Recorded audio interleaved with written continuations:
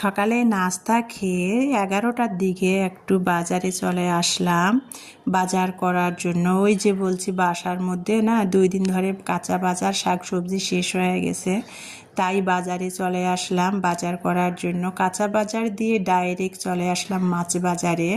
তো মাছ বাজারে মাছ বাজার ঘুরে ঘুরে দেখতেছিলাম। আজকে না তুলনামূলক মাছ বাজারে সেই রকম মাছ নাই, শুধু পাঙ্গাস মাছ আর এই যে দেখতে পাচ্ছেন বোয়াল মাছ আর বড় ডিমালা রুই মাছ। তো এই মাছগুলো আমার মেয়েরা খায় না।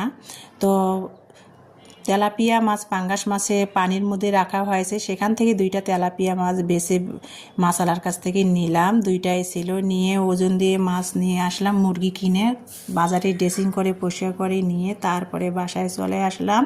এসে বাজারগুলা গুছিয়ে তারপরে 5তলা ছাদে বাড়িওয়ালা ভাইদের চুলায় রান্না হয়, মাটির চুলায় লাকড়ি দিয়ে। তো মাটির চুলায় রান্না হয়, ছাই নিলাম। আমি আবার ছাই ছাড়া মাছ কাটতে পারি না, ছাই দিয়ে মাছগুলা কেটে বেছে ধুয়ে প্রসেসিং করে